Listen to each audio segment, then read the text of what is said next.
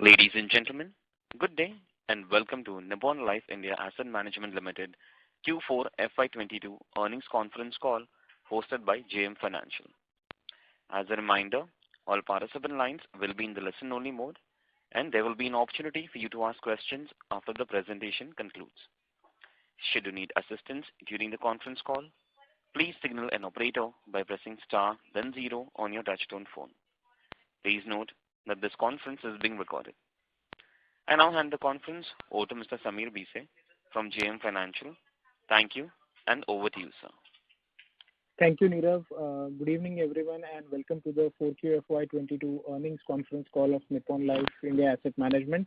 From the management team of Nippon Life India Asset Management, we have Mr. Sandeep Sikka, Executive Director and CEO, Mr. Prateek Jain, and the Chief Financial Officer, Mr. Ashwin Duggal, who is the Co-Chief Business Officer, Mr. Saugata Chatterjee, Co-Chief Business Officer, Mr. Saha, the Chief Digital Officer, and Mr. Hiroshi Fujikake, who is the Nominee Director from Nippon Life Insurance. I would like to hand over the floor now to Mr. Sikka for his opening comments, post which we can open the floor for Q&A. Over to you, sir. Thank you. Thanks, Sameer. Good evening and welcome to our FY22 earnings conference call. We have with us CFO Prateek Jain, Co-Chief Business Officer Saugata Chatterjee and Ashwin Duggal, Chief Digital Officer Arpan Saha, Head of Elite Partner Group Nitin Gupta, and Fujikake-san, nominee of Nippon Life Insurance from Japan. Overall industry assets remained stable in Q4, driven by rise in passive and equity segments offset by decline in fixed income assets. The industry continued to see steady interest by retail and HNI investors. The industry's unique investor count grew by 10% to 34 million in Q4. The strong growth in investor base and overall assets indicate confidence by long-term investors in mutual funds.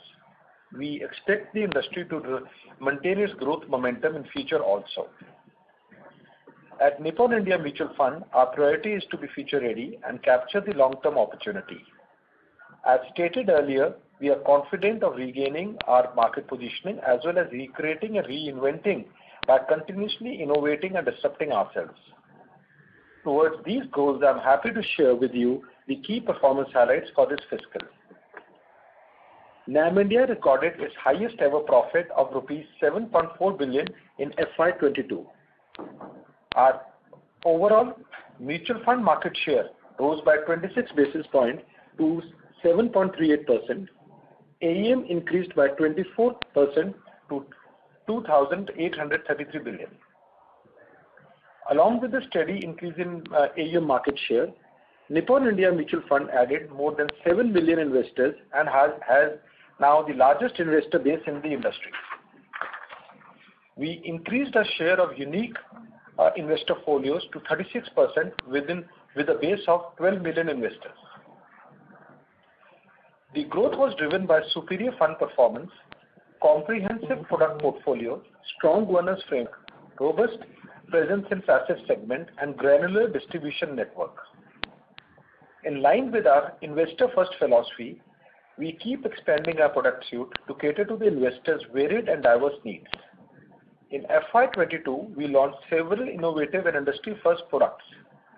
Across 7 NFOs, Nippon India Mutual Fund garnered assets over rupees 40 billion from 275,000 investors. Other such unique offerings in the pipeline include S&P EV Index Fund, the Innovation Fund, and the Artificial Intelligence Fund of Fund. In total, 11 schemes have been filed for regulatory approvals. These products will give investors more value-creative avenues to diversify risk and generate sustainable returns. Here I would like to reiterate, even in future, we will focus on strong asset growth, but never at the expense of profitability. With a keen retail focus, we have one of the largest retail AUMs in the industry at rupees 764 billion.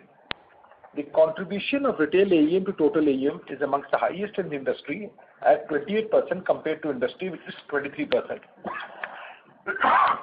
Excuse me.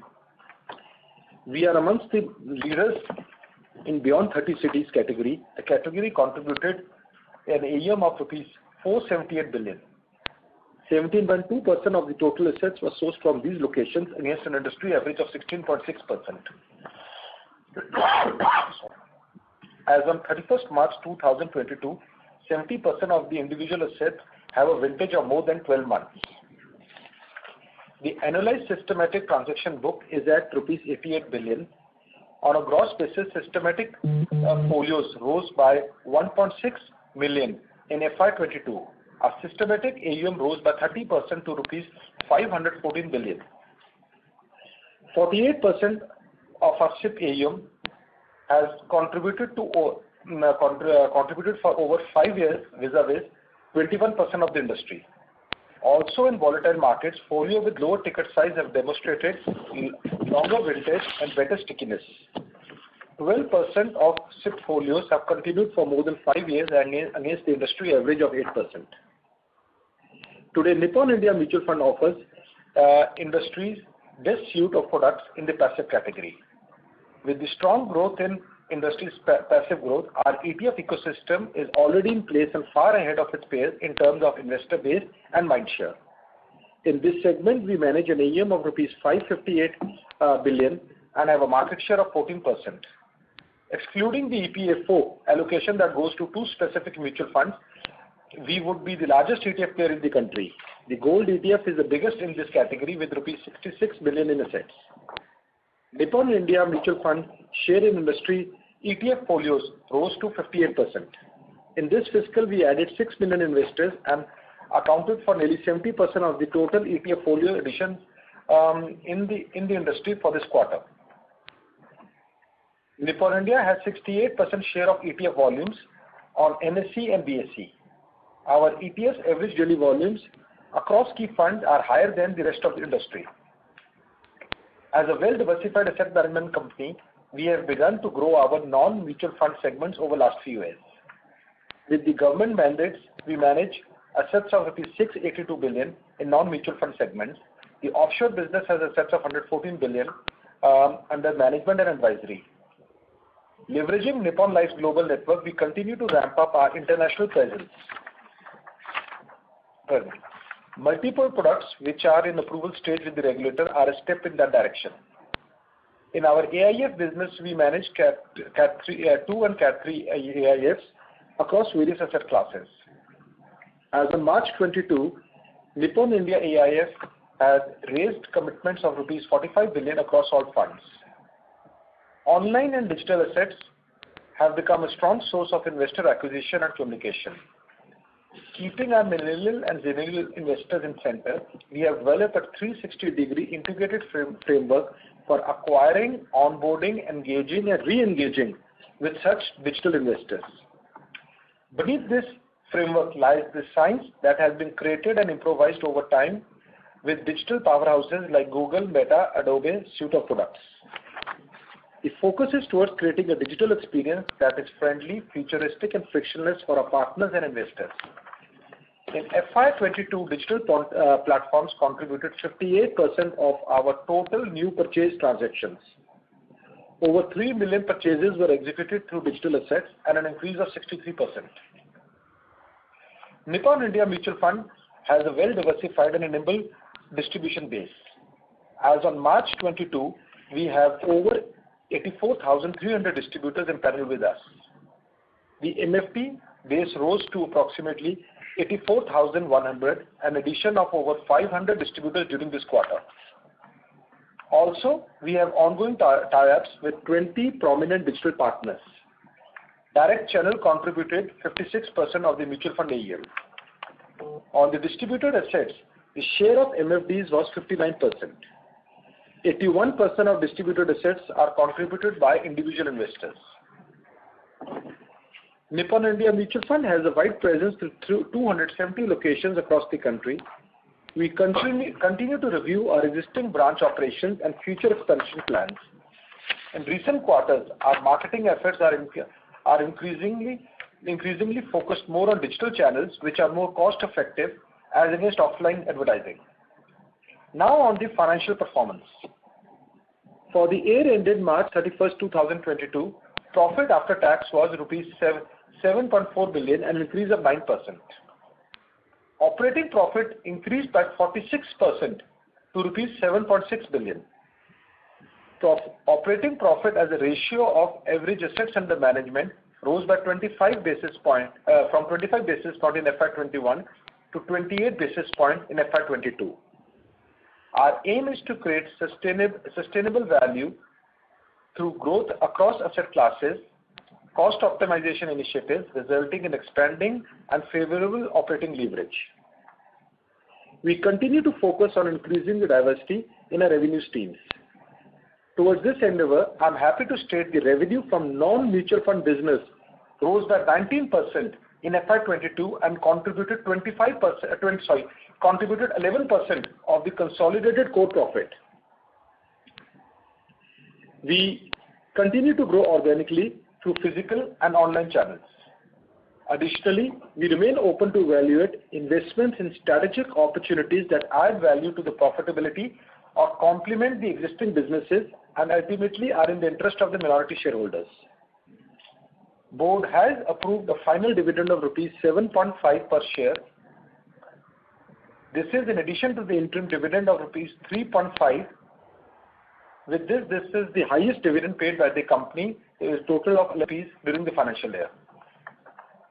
As a signatory to UNPRI, the world's largest voluntary corporate sustainability initiative, NAM India aims to create and nurture a world-class, performance-driven and socially responsible ecosystem.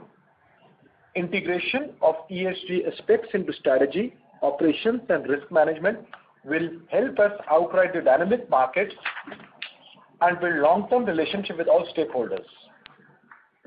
We have introduced a formal ESG framework in FY22. We intend to develop responsible investment strategies to build a resilient portfolio that will not only provide superior return to our investors, but will also have a positive environmental and social impact. In line with the stewardship responsibility, we continue to monitor and engage with all our investee companies and in the best interest of unit holders. In FY22, Nippon India Mutual Fund voted against more than 620 resolutions in our investee companies in interest of our unit holders. To sum up, I would like to reiterate that at NAM India, investor centricity remains the key theme. We strive to deliver a complete product suite customized to the investor needs, superior fund performance, efficient client servicing based on a comprehensive digital ecosystem. We are confident to continue our trend of profitable growth in coming quarters. Before concluding, I would also like to welcome our two new board members from Nippon Life, Kimura-san and Yahoo-san. Kimura-san serves as a Managing Executive Officer, Head of Global Business at Nippon Life. He has an extensive experience in asset management operations on a global scale. Yahoo-san is the Regional CEO of Asia Pacific for Nippon Life. He is an industry veteran with over 25 years of experience in insurance sector. We are sure with the induction of such esteemed individuals, we will strengthen our board and we will continuously gain from the valuable guidance, specifically in the areas of planning, risk management, governance and synergies with Nippon Life global operations. With these comments, we are happy to take any questions. Thank you very much. Thank you very much. We will now begin the question and answer session. Anyone who wishes to ask a question may press star and 1 on their touchtone telephone. If you wish to remove yourself from the question queue, you may press star and 2. Participants are requested to use handsets while asking a question. Ladies and gentlemen, we will wait for a moment while the question queue assembles. Participants, you may press star and 1 to ask a question.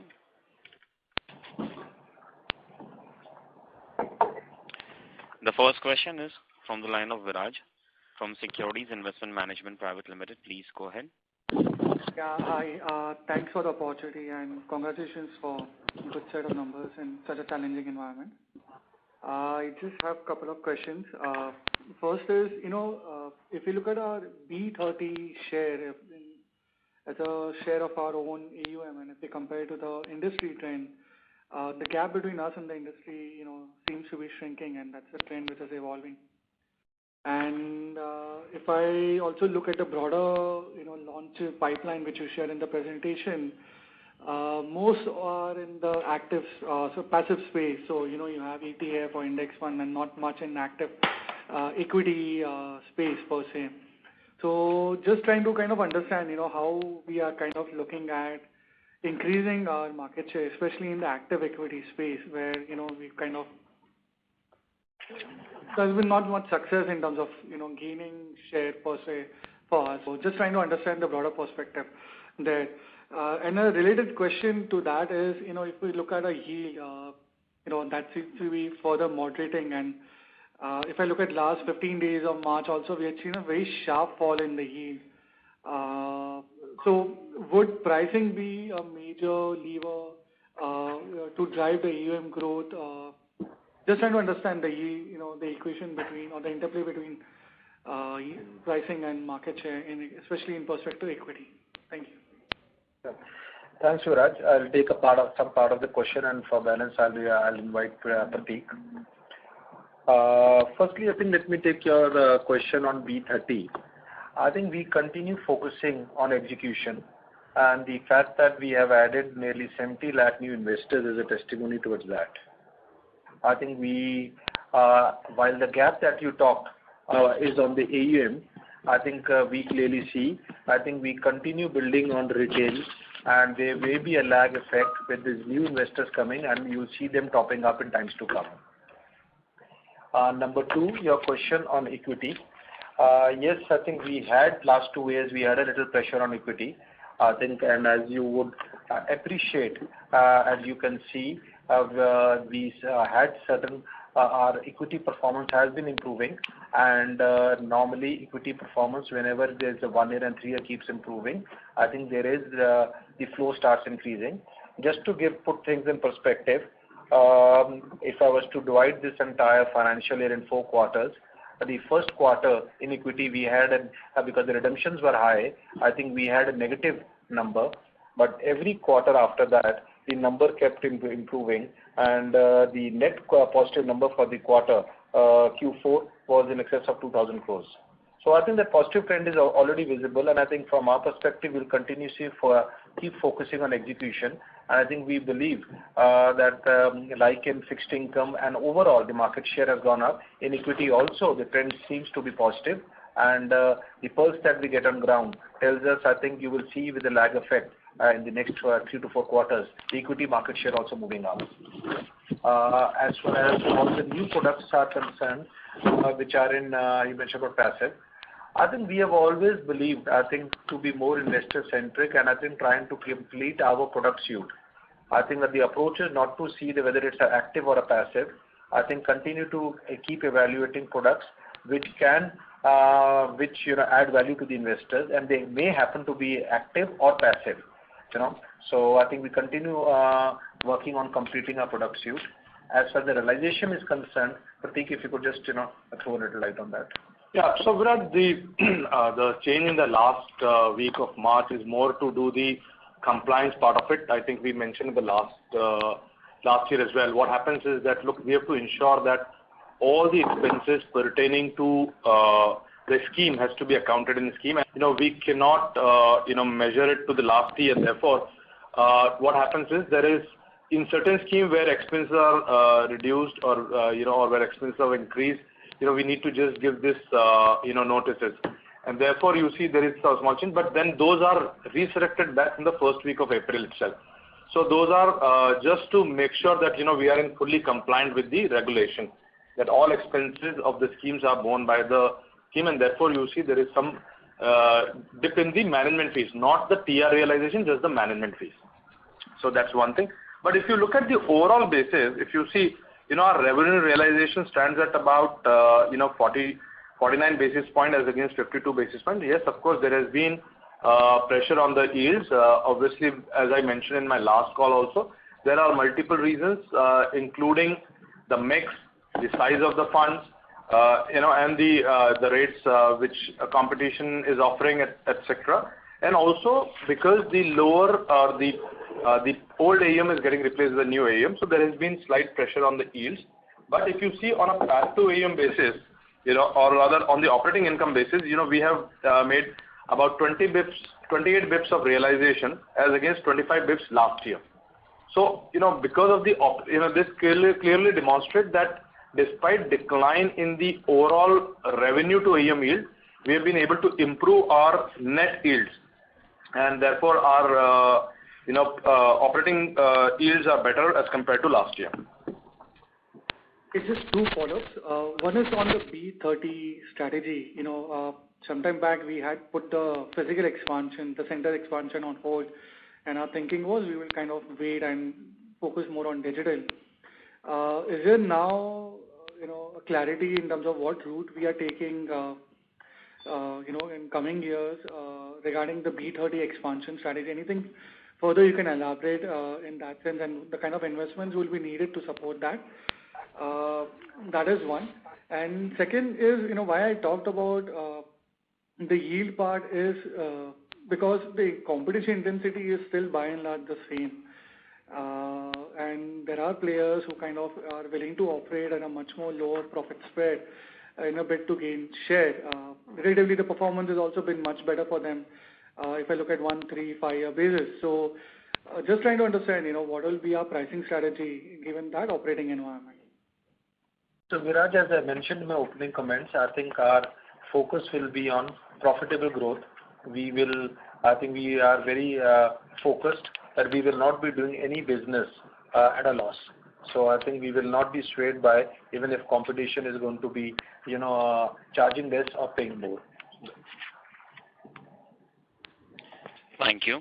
Viraj, I'll request you to come back in the question queue. I request to all the participants, please restrict to 2 questions per participant. If time permits, please come back in the question queue for a follow-up question. The next question is from the line of Mohit Surana from CLSA India. Please go ahead. Hi, sir. Congratulations on the results. Mohit, your audio is not very clear. May I request you to speak through the handset? Hi, better now? Slightly. Okay. So, sir, congratulations on the result. First question is in terms of dividend policy. This year almost you paid out 90% kind of a payout on dividends. So what will be the policy in terms of dividend payout going forward? Secondly, in terms of revenues, revenues are now looks like they are flat quarter on quarter. Whereas if you see the markets as well as AUM, there's hardly any growth. So I'm just, I just wanted to know if there is any lumpy revenue that's included in this quarter. Yeah, so for the second part, Mohit, you see what happens, last year also again this question has come. This quarter has actually 2 days less as compared to the previous quarter. And the average AUM actually has fallen, on the equity side because of the mark to market.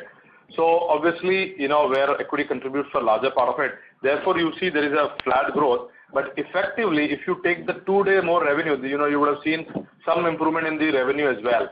So, that's one answer for it. I'll ask Sandeep to talk on the dividend policy piece. So Mohit, as we have demonstrated in past, I think as per a dividend policy, I think we have been rewarding the shareholders with high dividend. This year on a standalone basis, it is 96%. Actually, not 90%, 96% of the standalone profits have been given back as dividend. I think we'll continue similar policy of rewarding the shareholders with higher dividend. I think we, at this point of time, have adequate capital network, I think, to explore all M&A activities that which is a continuous part of our journey, which we keep doing. So I think as far as the profits are concerned, broadly, 100% of the profits will be distributed as dividend going forward also. Okay. Thanks a lot. Thank you. Thank you. The next question is from the line of Prayesh Jain from Motilal Oswal Financial Service. Please go ahead. Yeah, hi, good evening everyone. Congrats on a good set of numbers. Firstly, just extending the point on the yield discussion. So you mentioned, Pradeep, that we are saying that legacy assets to newer assets transition that has created an impact. So firstly, whether what would be a mix today in terms of share of those legacy assets in the portfolio, which would be earning the lower trade, and that would be helpful if you could give some color there Secondly, do you think that the intensity of this transition would reduce going ahead, given that, bulk of the NFO activity will reduce going ahead, especially for the active equity schemes? So that is one part.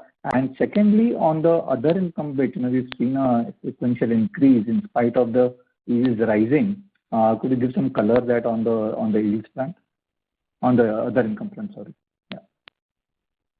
So in terms of aging, I couldn't understand that what your question is, but from the perspective, we do not disclose the exact composition of the aging, but if you see last few years, we have seen significant amount of outflows. So all the assets which were now whatever we are remaining is the sticky assets, and the recent assets what we've got in the last 2 years have been the new assets. In terms of the overall, I would say that still it would be in the range of closer to 50-50. But I do not see that the old assets to go out, because most of them are now part of the SIP AUM, if you see. So and hence that asset to continue. You're right that incrementally whatever assets we gain, that will be on a lower yielding. But again, as I mentioned, that our focus remains that on a path to total revenue. If you see, we are clocking about 50% of profitability. So we'll try to manage around that. So the path to revenue would be about we'll try to maintain at the pace of 50%. Okay. So on this, is that whatever yield decline would be there, would the operating leverage will take care of it. So that is the the whole thought process, and that is how we'll be driving our pricing strategy as well. To ensure that we have a sustainable growth. Okay, got that. And most of the, if you see, 70% of the assets are more than 12 months. So obviously, there is, this is like most of the assets that have come, is already 1 year old now. Got that. And on the question on the other income? Sorry. Sequentially, the other income increased in spite of the fact that they hardened. So, what was the reason for the increase in the other income? Frankly speaking, most of our, predominantly one could be, the asset increase, and, predominantly if you see most of our assets now is on the fixed income, our own fixed income mutual fund. We have brought down our equity exposures, and in terms of, in the fixed income also, broadly most of our assets are in the 1 to 3 year category. Okay. But still, I didn't understand the reason for the increase in the other income sequentially, considering that the yields had hardened so much during the quarter.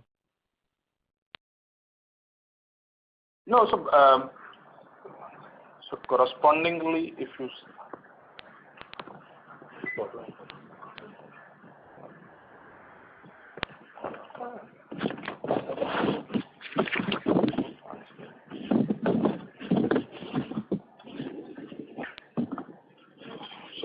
it is about 34 crore versus 31 crore. So I've done a very significant difference. Yeah. Okay.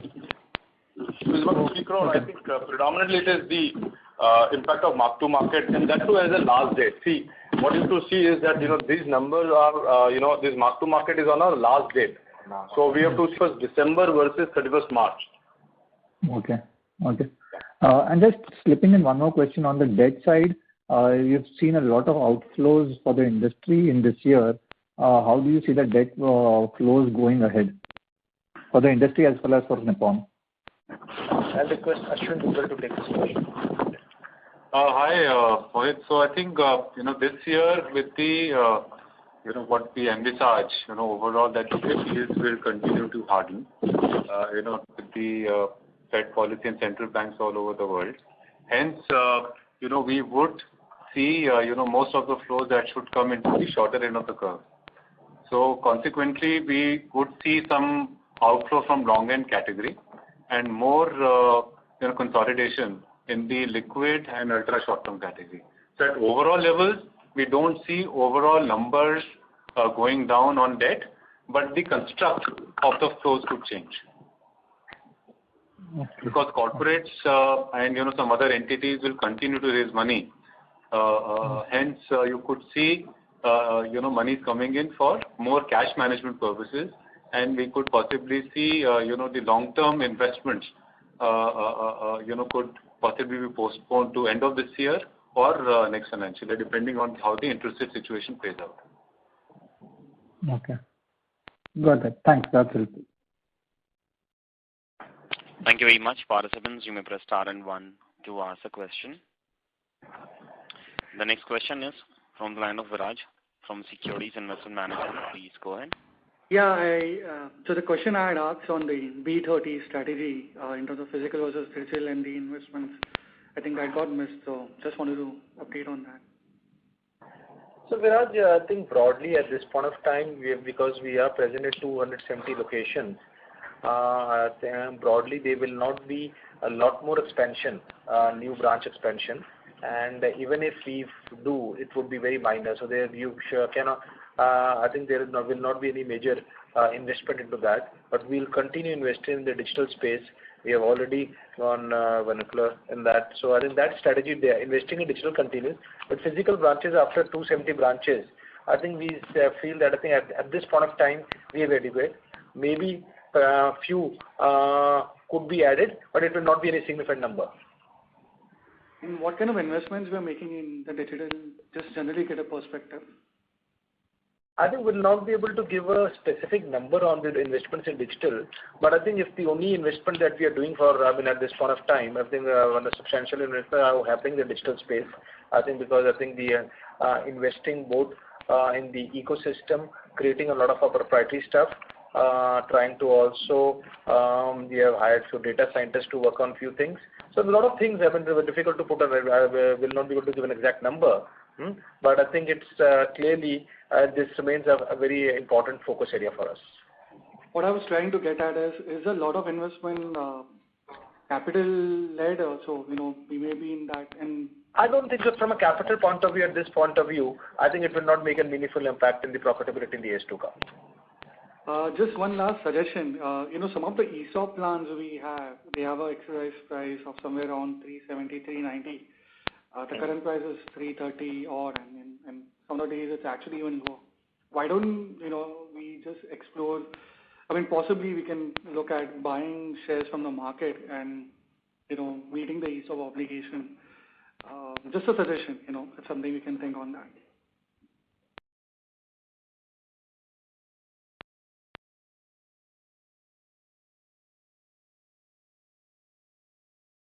Ladies and gentlemen, please stay connected. The line for the management got disconnected. Participants, please stay connected while we rejoin the management back to the call.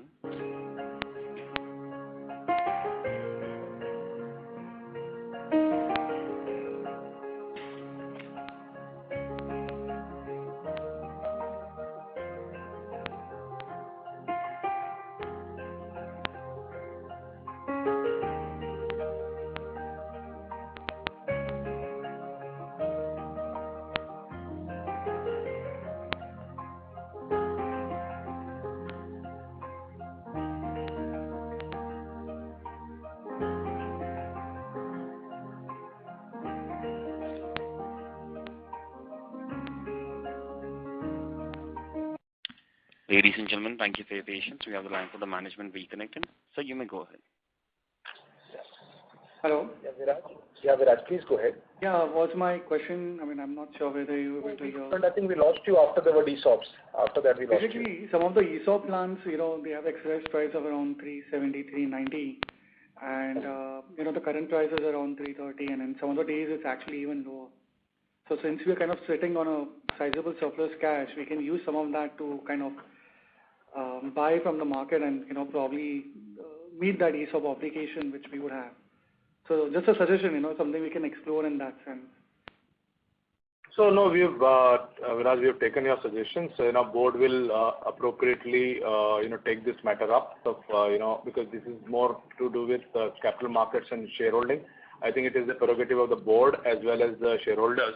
So we'll take your recommendations and we'll put it across the board. Sure. And the ESOP, is the bulk of it now done? Should we expect that to kind of trend moderate going forward, or how should one look at it?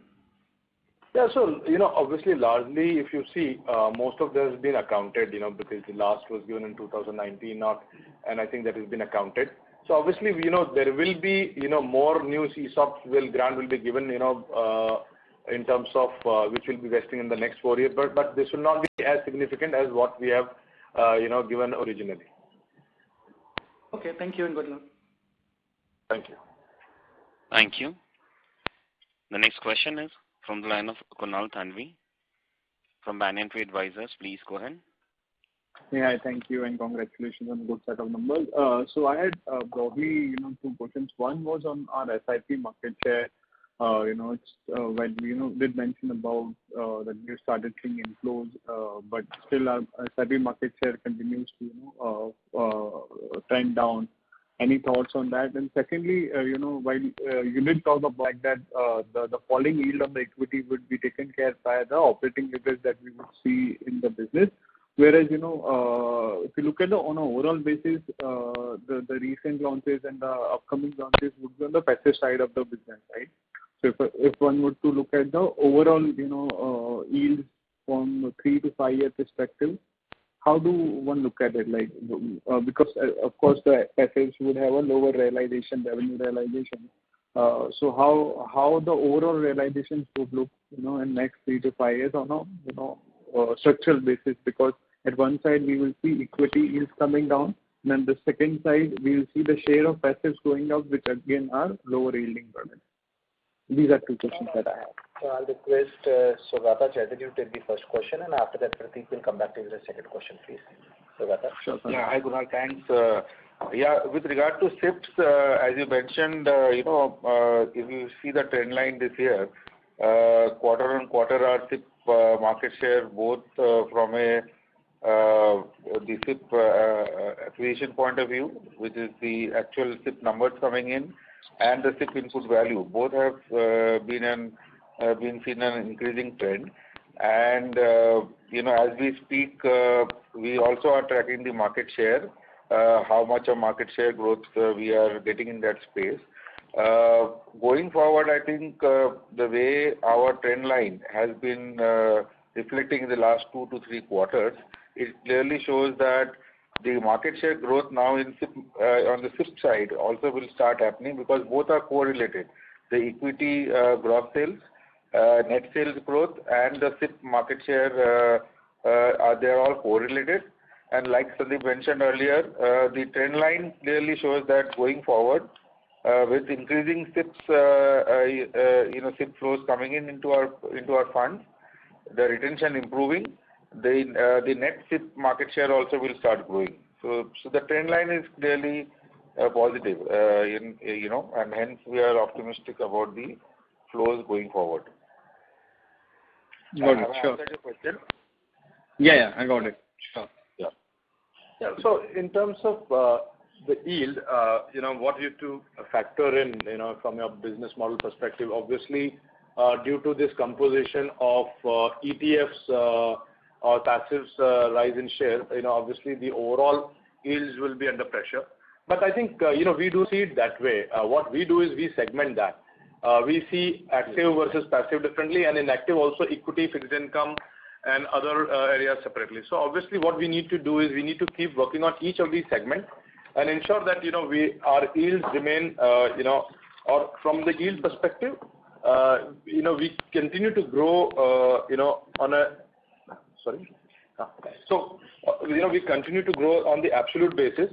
And so if you see that in the last, 2-3 years also, we have seen a compression of 2 to 3 basis points on the yields. But I think broadly that is getting offsetted because of the growth. So that I think will continue.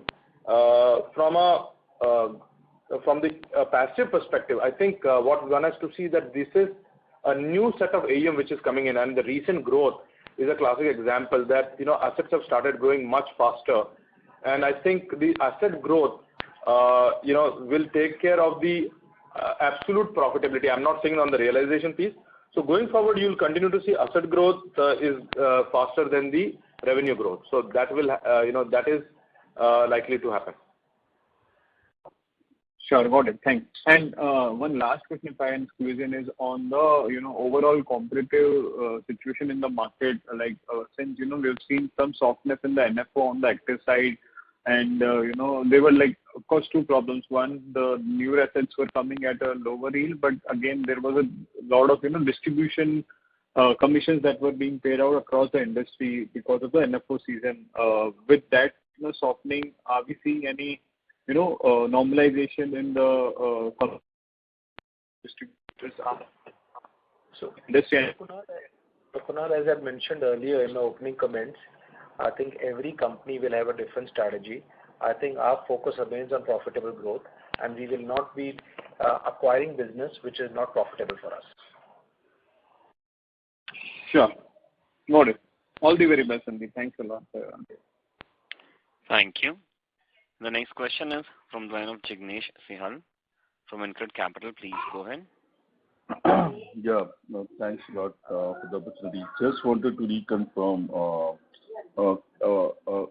Did you say that in case if the yield softens further from here on, we'll be able to manage expenses and accordingly revenue to profit should be somewhere around 50%? Is that my understanding correct? Has that been the statement? Yeah. So, in terms of the operating revenue or net operating revenue to the revenue is about 50%. Yeah. So that is what I have mentioned. And so see, if assets keep growing, and there is no incremental cost. So whatever we are earning, let's say even if we earn on an incremental asset, if I earn 25 basis point and there is no incremental cost, then operating revenue goes up by that much. So so we have that much of flexibility at this point of time.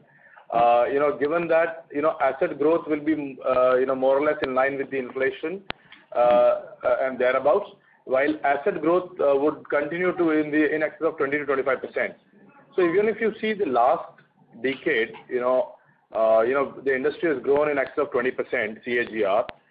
Despite the volatility in terms of COVID or if you see the geopolitical situation, except for the one quarter, there was no decline in the industry AUM, which speaks volume, and also the SIP input value, which declined a bit in the first few quarters, but again it has come back. So from an 8,600 crores of total SIP book, which was in January, now it is close to about 12,300 odd crores.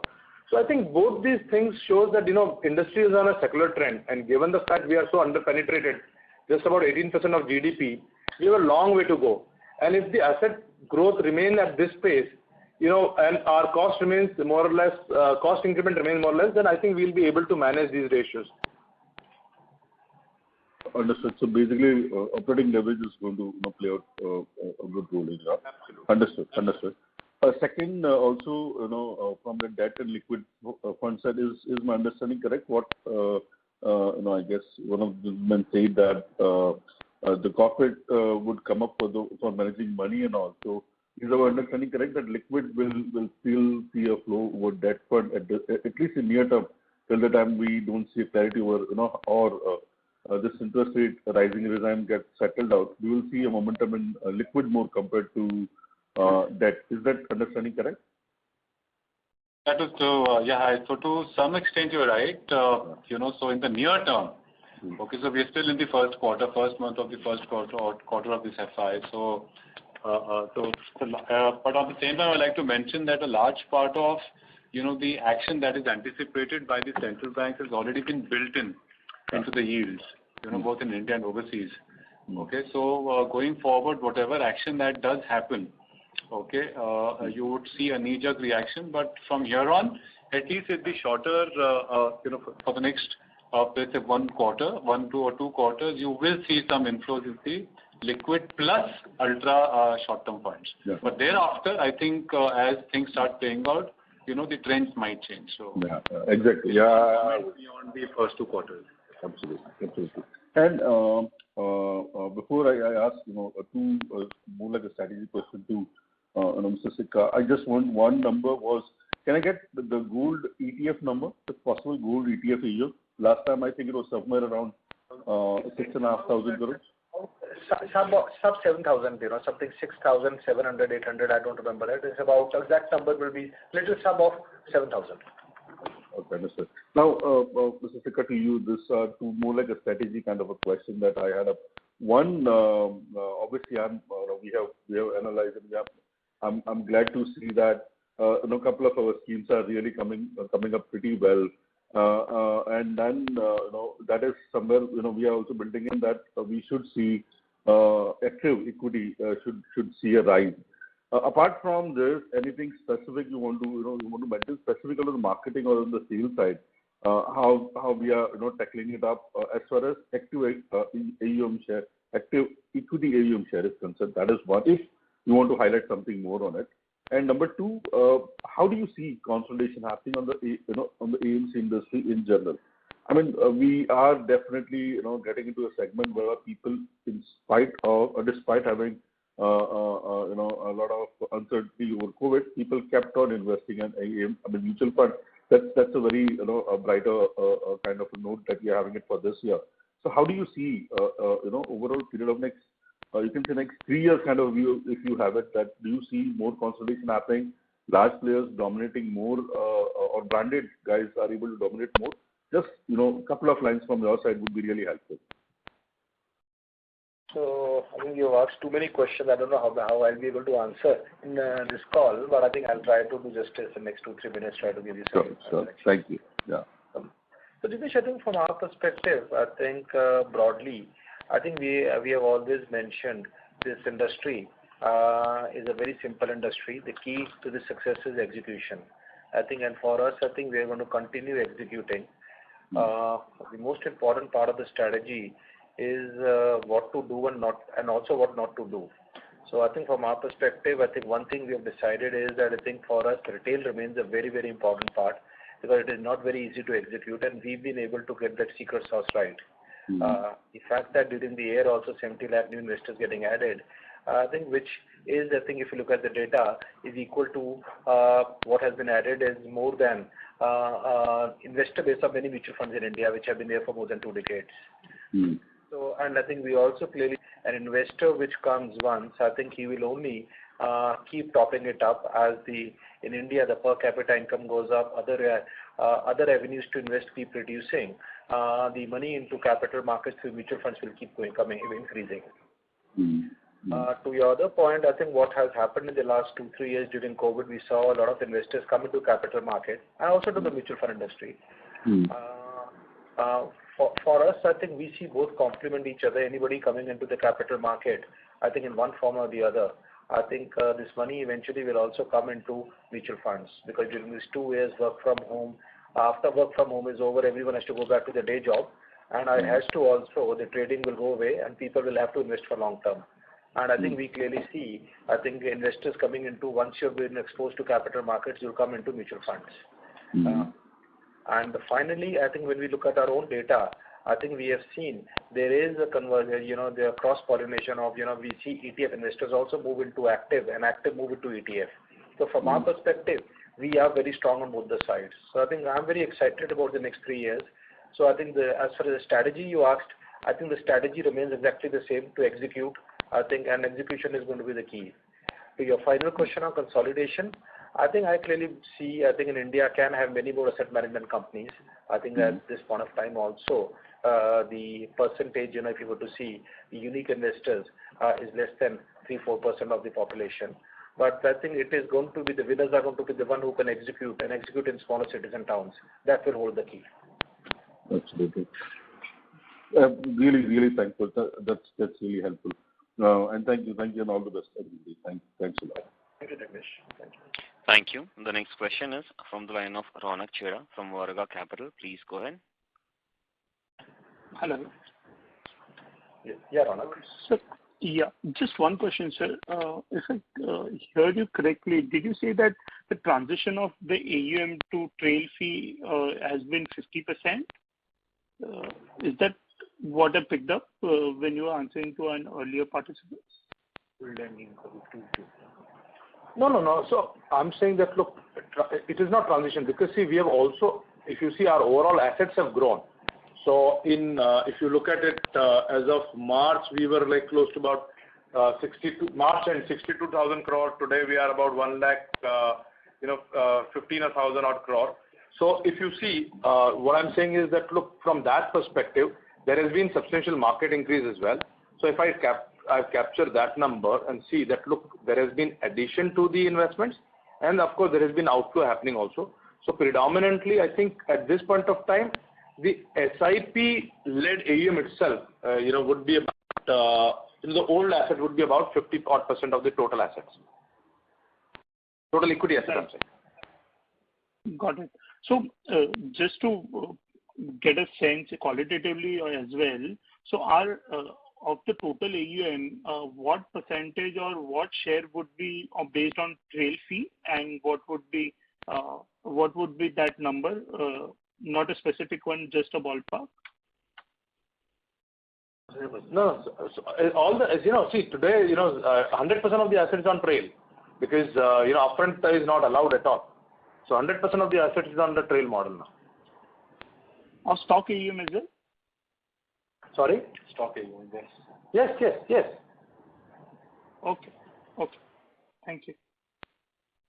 But those trails are as of what they were being driven at that point of time. So the trail has not been increased. The past trail remains the one what we have been committed at that point of time. No, sir, I'm asking more from the new trail fee, which in 2018 that transition happened. So I'm saying after 2018 is only trail. The assets which were acquired earlier to 2018, they continue to get the trail, whatever was committed in those years to them. So let's say if there was a commitment of zero trail, those are on zero trail now. So my question is, of the AUM as on March 31st, what would be the percentage of AUM which was on that earlier trail, and what would be the? We do not disclose that data. Any qualitatively also that would be helpful. I understand that cannot be 100%, but any qualitatively, is it more than 50, less than 50? No, we do not comment on that data. But we have taken your suggestion. We'll evaluate going forward if any additional disclosure is required, to this effect. Okay. Thank you so much. Thank you. The next question is from the line of C.G. Philip from Mirae Asset. Please go ahead. Yeah, good evening, sir. Congrats on a good set of numbers. So most of my questions have been answered.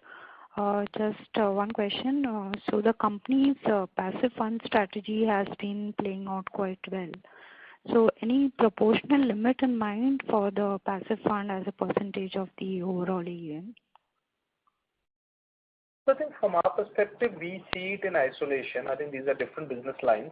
I think the investors will listen. We have not this thing that what percentage can be passive and active.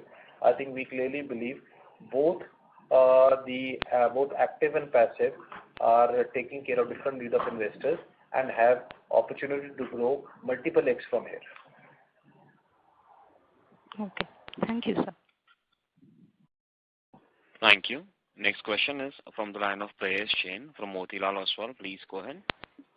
Yeah, hi. Thanks for the opportunity again. Just a couple of questions on the cost front. So if I look at your other expenses, that is like at the lowest level for past many quarters. So are there any one-offs or this kind of run rate can sustain? Secondly, on the fees and commission expenses, those are at a significantly higher level. Any one-offs there? Sorry? Fee and commission? Yeah, fee and commission expenses are at 16 crores versus a run rate for the rest of the year at around 12 crores per quarter. It's at 16 crores in this quarter. Any one-offs there, and on the other expenses front where we are at a significantly lower level, this run rate can continue?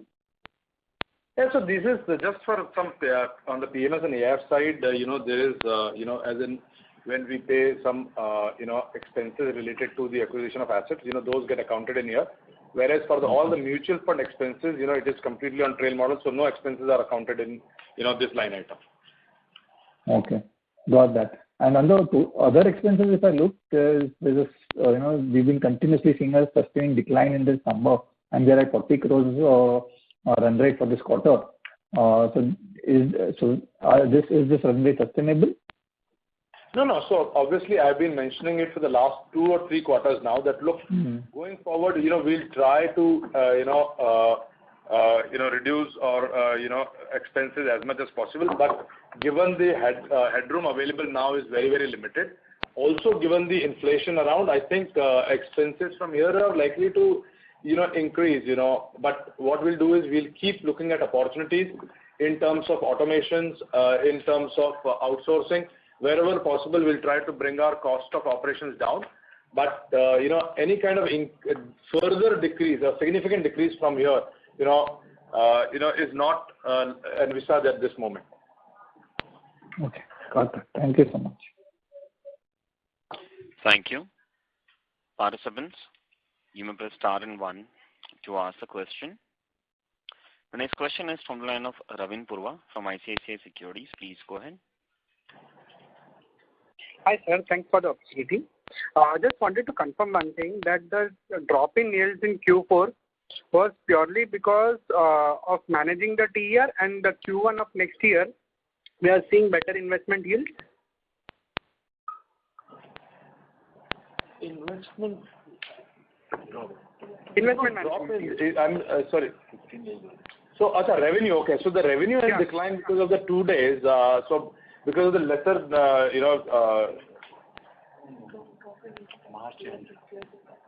TR change. So that is TR change is to comply with the statutory regulations, where all the expenses of the scheme has to be borne by the scheme itself, and therefore what we do for the entire year, we keep reviewing it because whatever expense we are incurring. So there will be cases where there will be increase. So cases where we have a buffer, we'll take up the additional management fees, and cases where we have a deficit, we have to decline or reduce our management fees. Got it. So, sir, in 23, in the month of April, are we seeing some reversals on this number? That's right. Yes. Absolutely. So if you go and see it, like in terms of our disclosure, you'll see that those have been restated back. So if you see October also, I think someone has asked this question in the month of October itself, that there has been some changes like that. So, for certain schemes, and if you go and have a look at it, because all of those communications are there in the public domain, if you look at it, they were restated back. Got it. Thanks, sir. Yeah. Thank you very much. Ladies and gentlemen, that was the last question for today.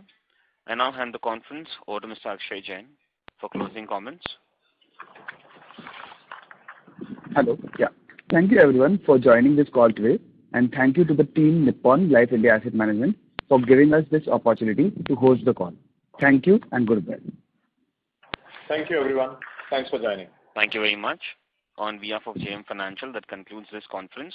Thank you for joining us. You may now disconnect your lines. Thank you.